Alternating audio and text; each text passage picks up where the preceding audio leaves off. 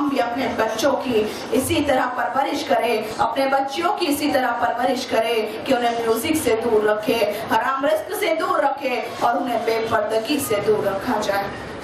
بس ایک آخری واقعہ کہ جو ہمیں بتائے گا کہ رزق کا کتنا اثر ہمارے بچوں پر ہوتا ہے، جو کھاتا ہے بچہ اس کا کیا اثر ہوتا ہے۔ وقت بہت تیزی سے گزر رہا ہے، میں جلدی جلدی اپنی بات کو کمپلیٹ کر دوں۔ کسی شہر میں ایک عورت رہتی تھی، اس عورت کے 2 بچے تھے، میاں بیوی اور بچے بہت خوشی سے رہتے تھے۔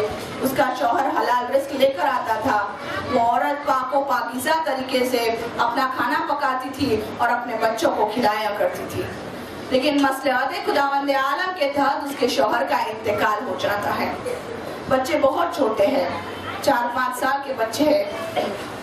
اب شوہر کا انتقال ہو گیا، گھر میں کوئی کمانے والا موجود نہیں ہے۔ اب یہ عورت کو مجبوراً رزق کی تلاش میں، حلال رزق کی تلاش میں وہ عورت لوگوں کے یہاں کام کرنے کے لیے جانے لگتی ہے۔ اڑوس پڑوس کے جو گھر تھے وہاں یہ عورت کام مانگنے کے لیے جاتی، انہوں نے کام دیا اور یہ عورت ان کے گھر پر جا کر گھر کا کام کیا کرتی تھی۔ 2 چھوٹے بچے تھے، عورت ان بچوں کو گھر پر چھوڑ کر آتی تھی۔ جب عورت گھر سے نکلتی تھی، کیونکہ بچے تھے، بچوں کا روزانہ یہ دستور ہو گیا تھا کہ بچے گھر سے نکل کر مسجد چلے جاتے تھے۔ جب ان کی ماں کام کرنے کے لیے جاتی تھی، دونوں بچے گھر سے نکل کر مسجد چلے جاتے تھے۔ جب یہ بچے مسجد میں آتے تھے تو کیونکہ ان کے والدین نے، ان کی ماں نے انہیں پاک اور مطہر غذا کھلائی تھی، اتنی پاک غذا کھلائی تھی کہ ان کے بچوں کی روحانیت اتنی بلندی پر تھی کہ جب بچے مسجد میں جاتے تھے تو بچوں کو پتہ چل جاتا تھا کہ مسجد کے اندر جو نمازی گئے ہوئے ہیں، ان کی جو جوتیاں پڑی ہے، ان جوتیوں میں سے کن انسان کی جوتی والے انسان جہنمی ہے اور کون لوگ جنتی ہے۔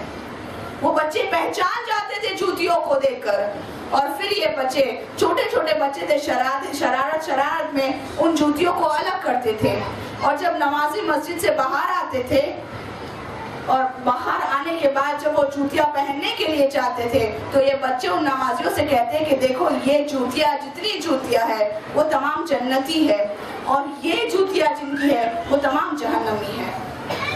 جو لوگ سنتے تھے کہ ہم جنتی ہیں وہ تو خوش ہو کر جاتے تھے، لیکن یہ بچے جنہیں کہتے ہیں کہ تم جہنمی ہو، وہ لوگ انہیں اتنا مارتے تھے، بچوں کو بہت مارتے تھے لوگ، کہ تو مجھے جہنمی کہہ رہا ہے، تیری یہ مجال کہ تو مجھے جہنمی کہہ رہا ہے۔ بہت مار کھاتے تھے بچے، بس روزانہ کا یہی دستور ہو جاتا تھا۔ بچے روز مار کھا کر آتے تھے اور ماں پریشان ہے، کیا کرے؟ حلال رزق کمانا بھی ضروری ہے، بچوں کو پال پوس کر بڑا کرنا بھی ضروری ہے، بچوں کو رکھے تو کہاں رکھے؟ بہت پریشان تھی۔ 2-4 دن گزرتے ہیں، پڑوس میں ایک انسان رہتا تھا۔ اس انسان نے دیکھا کہ میرے پڑوس میں جو عورت ہے وہ پریشان نظر آ رہی ہے۔ اس انسان نے پوچھا کہ بہن کیا بات ہے؟ میں دیکھ رہا ہوں کہ 2-3 دن سے بہت پریشان نظر آ رہی ہو۔ اس عورت نے اپنا ماجرا بیان کیا کہ اس طرح سے میرے بچے روز مار کھا کر آتے ہیں۔ اس انسان نے کہا کہ ٹھیک ہے بہن، کل سے کام کرنا، جب تم کام کے لیے جانا بچوں کو میرے پاس چھوڑ کر جانا۔ یہ عورت خوش ہو جاتی ہے، ٹھیک ہے بھائی، تیرا بڑا احسان کہ تم میرے بچوں کو رکھنے کے لیے تیار ہے۔ اب یہ عورت جاتی ہے، کام کرنے کے لیے جاتی ہے، بچوں کو اس مرد کے پاس چھوڑ کر جاتی ہے۔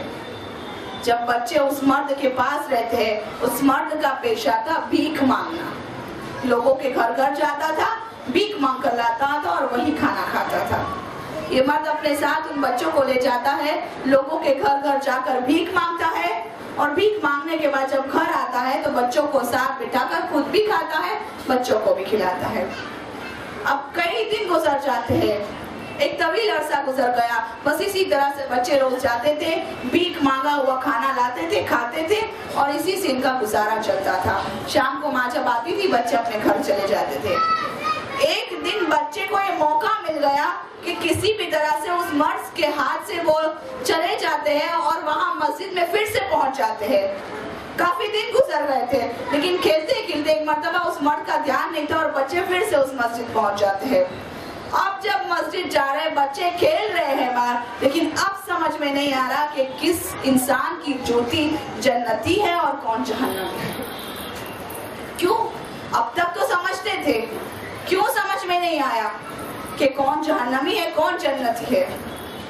ایک ہی وجہ، اب تک جو ماں کھانا کھلاتی تھی وہ پاک اور مطہر کھانا تھا، لیکن مرد کے یہاں کھاتے تھے، پڑوس میں جو کھانا کھاتا تھا وہ پڑوس کا کھانا جو وہ مکروہ کھانا تھا، کیونکہ ہماری شریعت نے بھیک مانگنا مکروہ قرار دیا ہے۔ نہ جانے کن کن لوگوں کے گھر سے کھانا لاتا تھا، بھیک مانگتا تھا اور خود بھی کھاتا تھا، بچوں کو بھی کھلاتا تھا۔ جب بچوں کے پیٹ میں ایسی غذا گئی، ان کی روحانیت گر گئی، اب سمجھ میں نہیں آتا کہ کون جنتی ہے کون جہنمی۔ عزیزان محترم، جب ایسے مکروہ غذا، جو غذا کھانے میں کوئی پرابلم تو نہیں ہے، حرام تو نہیں ہے، لیکن اس کا بھی اتنا اثر ہوتا ہے کہ بچوں کی روحانیت گھٹتی چلی جاتی ہے، تو عزیزوں ہمیں کتنا خیال کرنا ہے کہ ہم اپنے بچوں کی غذا کا خیال رکھیں۔ اولاد کو اگر بہترین تربیت دینا ہے، اولاد کو اگر معاشرے کو، سوسائٹی کو اگر ایک اچھی نیک صالح اولاد دینا ہے، تو ہمیں ہر وقت اسی کوشش میں رہنا ہے کہ ہمارے بچے کی ہم بہترین تربیت کر سکیں۔ بس زیادہ میرا وقت ختم ہو گیا ہے۔ جب بچے کی پرورش کی بات آئی تو ہم دیکھیں کہ اہل بیت کے گھرانوں کی بچے کس طرح سے ان کی ماں نے ان کی پرورش کی تھی، کس طرح سے ماں نے انہیں ٹرین کیا تھا کہ ہر بچہ حسین پر جان قربان کرنے کے لیے تیار تھا۔ عزاداروں، آج دل چاہتا ہے کہ حسین کے اس جوان کا مصائب بیان ہو کہ جو سیرت میں، صورت میں، رفتار میں، گفتار میں رسول کی شبیہ تھا۔ آج اکبر کے مصائب پڑھنا، قیامت کے مصائب عزاداروں۔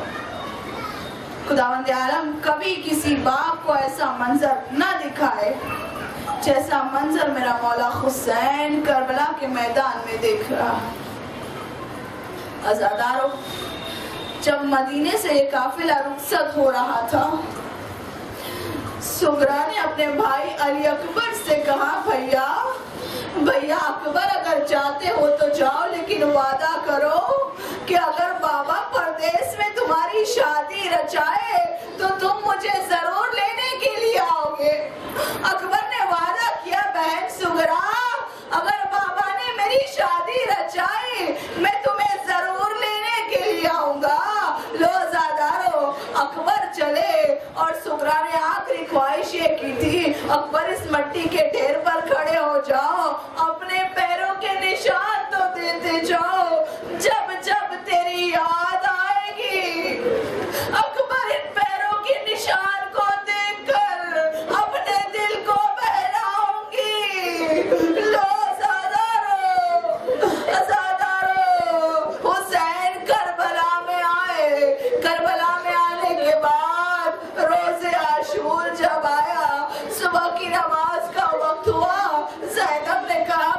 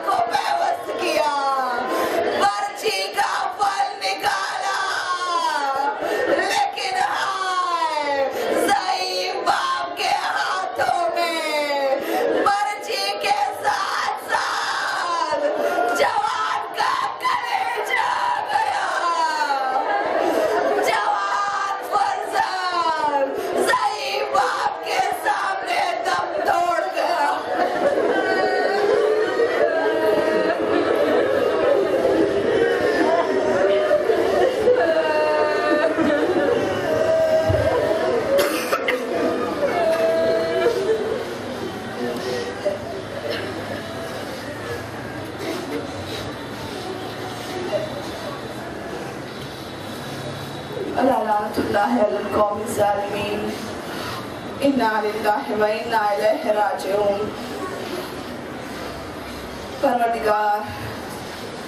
پروردگار ہم سب سے اس مختصر سی عزاداری کو قبول کر لے، ہمارے آنسوں کو رومال فاطمہ زہرا میں جگہ عنایت کر۔ پروردگار تیری آخری حجت بقیت اللہ امام زمانہ کے ظہور میں تعجیل فرما، ان کی محبت اور معرفت سے ہمارے دلوں کو منور کر دے۔ پروردگار تمام مرحومین کی مغفرت کرنا، ان کے گناہان کبیرہ و صغیرہ کو معاف کر دینا، پریشان حال کی پریشانیوں کو دور کر دینا۔ خدایا ہم سب کو حج اور زیارات اور عمرہ سے مشرف کر دے۔ بحق محمد و آل محمد اس فرش حسین کے صدقے میں پروردگارہ شام کے بدراستوں کو کھول دے، ہم سب کو حلال اور پاکیزہ رزق عنایت کر، اس روزی کو تیرے نام پر اور خصوصاً عزاداری میں خرچ کرنے کی توفیق عنایت کر۔ پروردگارہ ہمارے ماں باپ کو اور ایک تکلیف مصیبت بیمار سے تیری امان میں رکھ کے صحت کے ساتھ تندرستی کے ساتھ ایمان کے ساتھ انہیں عمر عنایت کرنا، ہماری اولاد کو نیک صالح تندرست فرما بردار بے خوبصورت ایسی بنا کہ دنیا اور آخرت میں ہمارے لیے باعث عزت بن جائے۔ پروردگار ہمارے بچوں کے اور ہمارے قوم کے جوانوں کے ایمان کو تو سلامت رکھنا۔ پروردگار ہم کو توفیق دے کہ ہم اولاد کی بہترین پرورش کر سکے۔ پروردگار ہمارے ایمان کو جا کرنے کے وقت تک پروردگارہ موت آنے تک سلامت رکھنا۔ پروردگار ہمارے گناہان کبیرہ و صغیرہ کو معاف کر دینا۔ جتنے بیمار ہیں پروردگار اور خصوصاً جن بیماروں میں دعا میں یاد رکھنے کے لیے کہا ہے، پروردگار جن کے پیروں میں تکلیف ہے پروردگارہ ہم سب کو بھی روحانی اور جسمانی تندرستی عنایت کر۔ پروردگار جو دعائیں مانگی ہے نہیں مانگی ہے، جو دعائیں دلوں میں محفوظ ہے پروردگار اگر ان دعاؤں میں تیری رضامندی ہے ہمارے لیے بھلائی ہے خدایا ان تمام نیک حاجتوں کو پوری کر دے۔ پروردگار جس نے دعا میں یاد رکھنے کے لیے کہا ہے، ہمارے ماں باپ، ہمارے استاد، ہمارے پڑوسی، ہمارے رشتہ دار جو ہم سے محبت کرتے ہیں، جو ہمارا خیال کرتے ہیں پروردگارہ ان تمام کی نیک حاجتوں کو پوری کر دینا۔ ربنا تقبل منا انک انت السمیع العلیم۔ سبحان ربک رب العزۃ عما یصفون وسلام علی المرسلین والحمد للہ رب العالمین برحمتک یا ارحم الراحمین۔ اللہم صل علی محمد و آل محمد وعجل فرجهم۔